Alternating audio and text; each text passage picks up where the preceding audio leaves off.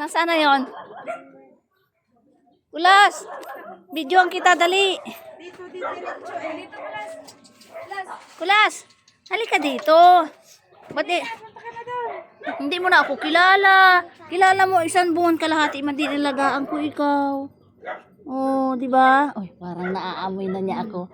Naaamoy mo na ako. Dito lang yun. Ako yung nag-alaga sa iyo noong maliit ka pa. Isang buwan kalahati. Di ba na umiyak pa nga ako nung iniwanan mo ako. Oh, sinama ka na pa Manila. Papunta dito. Oh, di ba? Ah, parang naaano na niya ako. Ano, kilala mo ako na. Nililiguan ko yan. Uy, ang ganda oh, taba.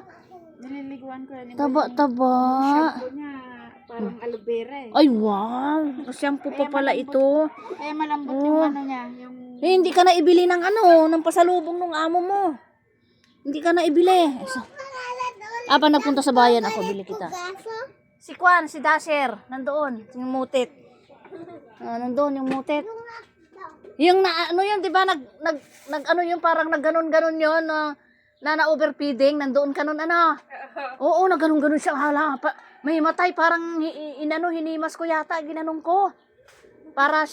Ginanong ko sa dibdib. Oh, kasi hindi na makahinga 'yon, na overfeeding 'yon. Yun si Dasher. Ito, kumakain dito, kaya pumupunta paghapon na. Dito ka pala kumakain. Oh, Kulas, kilala mo nandyan si Dasher. Pag nililiguan ko, 3 yan. Wow.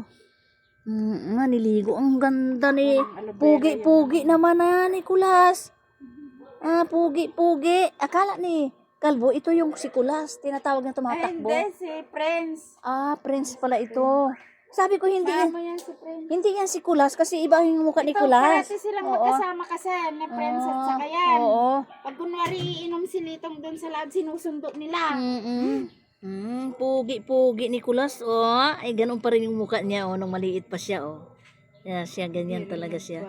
Hindi nagbago yung katawan lang, ang nagbago tsaka yung kulay, medyo nag-dark.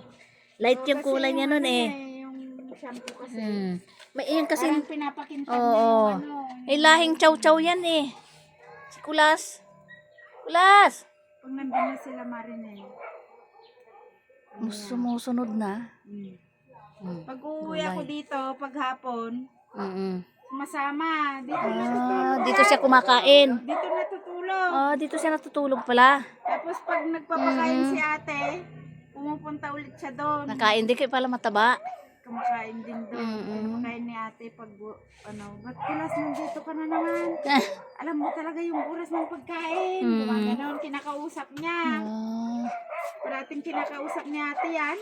Matalino yan, chow-chow ang lahi niyan. Parang sabi niya, Kulas, Ang mga chow-chow, ang mga ganon. ang mga chow-chow Tapos malaki. biglang nawawala. Punta siguro doon sa amo niya. Tapos ganon siya, hinto siya doon sa may daanan. Pakinggan niya na ganyan kung wala nang sasakyan. Saka tatawid. Magaling.